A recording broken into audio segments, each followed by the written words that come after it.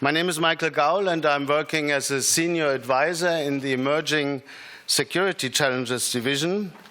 And the UNSCR 1325 project is supported by NATO's Science for Peace and Security program, which is the largest civil partnership program of the alliance, and this project has accordingly also been approved by allies. SPS projects are always structured in a way that you have project directors from an allied country and from a partner country. In this case, the project director from the allied country is Professor Cristina Figuera Domecq from the Rey Juan Carlos University in Madrid. Welcome. And the project director from the partner country is Commissioner Elizabeth Broderick from the Australian Human Rights Commission, and both of them have been supported by more co-directors from Australia, Spain, and Belgium. The findings of the project are based on the analysis of official annual reports by allies to the NATO Committee on Gender Perspectives over a period of 15 years, so starting from 1999 until 2013. And the objective of the project is to map the situation of women within allied armed forces.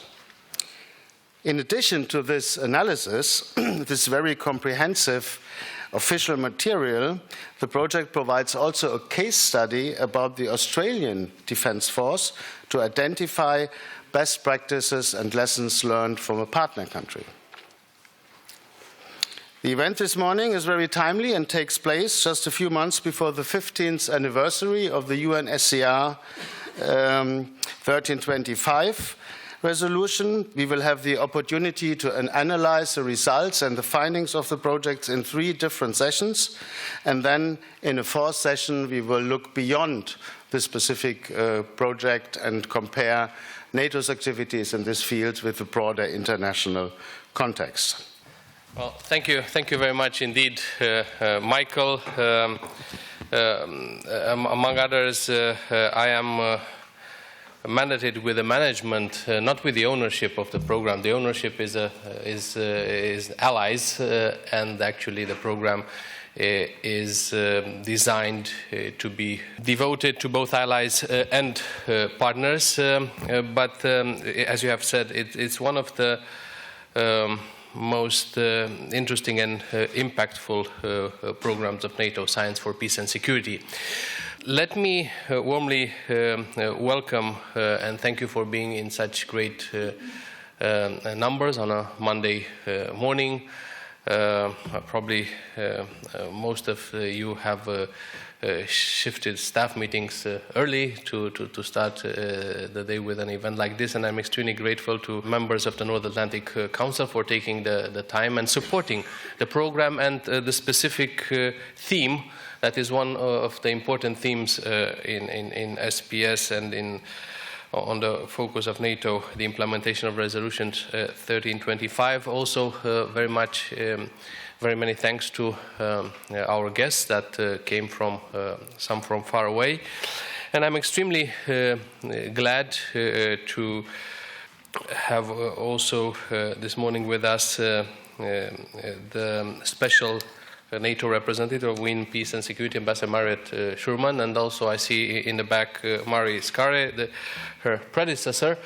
Both of them real driving forces within NATO, within the IS, within NATO nations, also within partner nations of this issue. And I have to say that the superb cooperation with the Office of the Special Representative on Women, Peace and Security has been, to me, very inspiring. I learned a lot, and I learned how much direct impact a program like XPS can make in one of our allied countries or in partner countries in implementing the resolution, and actually also bringing to the understanding of government officials, of public opinions, what it means and why it actually counts so much. So thank you for this cooperation. Now, the intent of today's event is to discuss the findings of this project, UNSCR 1325 Reloaded, an analysis of annual national reports, a report that looks at 15 years of gender integration in the armed forces of allied countries and uses the Australian Defence Forces as a case study of success. The aim of today's event is not only to discuss the UNSCR 1325 Reload project, but also to take a broader look at the international context related to this issue. To this end, the last session of our program today will focus on what NATO is doing towards the implementation of UNSCR 1325 in conjunction with other international efforts. I think this project is presented as a very opportune moment, taking into consideration that October of this year marks the 15th anniversary since the adoption of the UNSCR 1325 on women, peace and security. This timely project represents an important achievement that serves to take stock of the progress to date and helps us look ahead to fill any gaps and shortfalls in the implementation of the mandate. This project is particularly significant for its achievement in bringing together not only NATO allies and partners, but also members of the international staff, international military staff, the Office of Special Representative on Women, Peace and Security. So it reflects also a close inter-agency cooperation within NATO. I would like to acknowledge the presence of researchers from Spain and Australia who worked together to conduct this unique and comprehensive assessment of 14 years of data taken from official documents. And I would also use the opportunity to thank our two project directors being here today, Professor Cristina Figuera Domecq and from Rey Juan Carlos University in Spain, and Elizabeth Broderick from Australian Human Rights Commission. I would also like to thank all others who have contributed to this project for their hard work and notable efforts. And also special thanks to IMS Office on Gender Advisor, Lieutenant Colonel Jesus Gil Ruiz and his team for the collaboration on this report and for their effort in organizing this event together with the Science for Peace and Security team. Since the project directors are with us today to provide you with an in-depth understanding of their findings and recommendations, I would like to focus my remarks on the Science for Peace and Security program as part of the work of the division that I'm heading, and also provide you with an overview of our efforts within this program on the agenda related to the women, peace and security. The Emerging Security Challenge Division deals with threats which have the potential to affect the security of our own society as much as the conventional threat of military attack by a hostile nation. They have several things in common. They are global in scope, they can be interlinked, they do not stop at national borders, and purely military solutions do not exist. So a comprehensive approach is essential. Today, energy security, terrorist attacks, cyber attacks, and the threats stemming from weapons of mass destruction are the major challenges to peace and security, not only for NATO countries, but for the international community. As you all know, the core goal of the alliance is to safeguard the freedom and security of its members through both political and military means. This means promoting security and peace not only in the North Atlantic region, but throughout the world. Cooperative security is a core task of the alliance according to the strategic concept of Lisbon 2010. And it includes cooperation with more than 40 partner countries on 5 continents. This partnership help us to increase stability, to diminish threats to peace, and to build stronger security relationships. One important instrument for achieving cooperative security is the Science for Peace and Security program, or SPS. The program addresses emerging security challenges and issues of relevance to security through cooperation between allies and partner countries.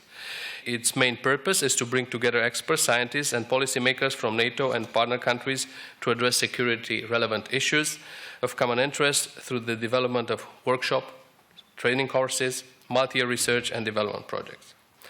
As a result of a thorough review process which took place since 2013 under the political guidance by allies, the SPS program now supports not only what I would call hard science-related projects, but also enters into the sphere of soft sciences, social sciences. And here, the link with the issue of implementing UNSCR 1325.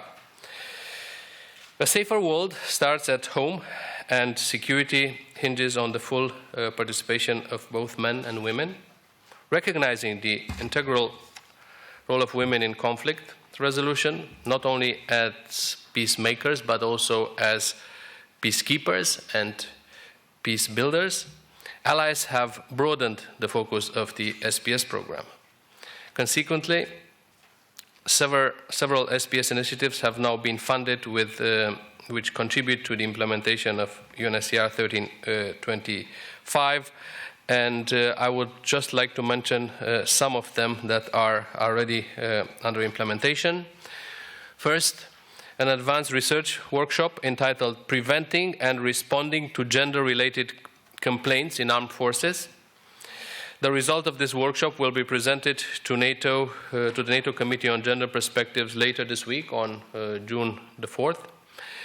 The workshop aimed to share good practices for handling gender-related complaints in the armed forces. Participants from 30 NATO and partner countries took part in the event, which was organized in April by the Geneva Center for the Democratic Control of Armed Forces, DCAF, and the Parliamentary Ombudsman for the Norwegian Armed Forces.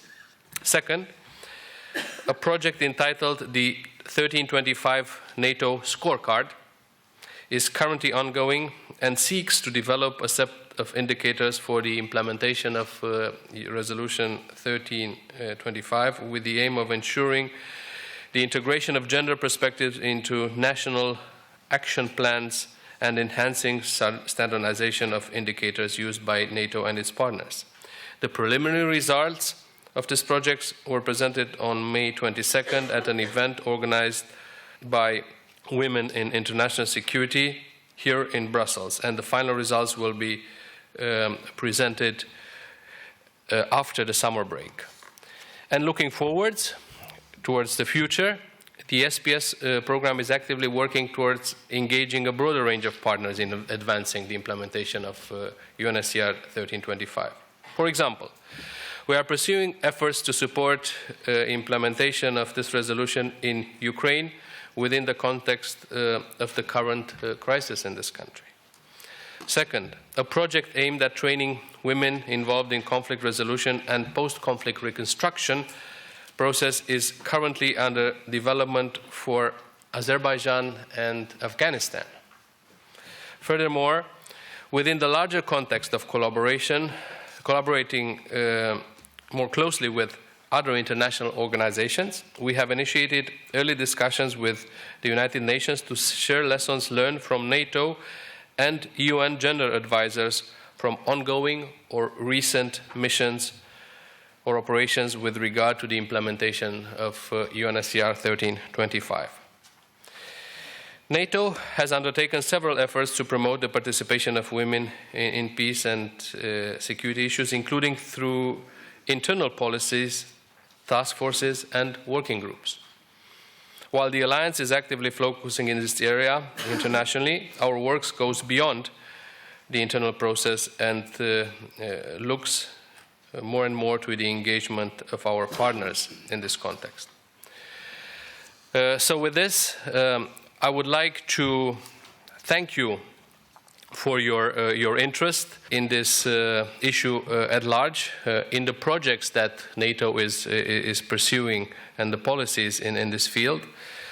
And I would just like to make one administrative announcement, and this is the fact that after the presentations and discussions of this whole morning, we'll have the opportunity of a reception in the Salon d'Ambassadeurs at noon, which will also offer the opportunity to further our interaction and maybe to come forward with fresh ideas for our future in this sense. Thank you very much.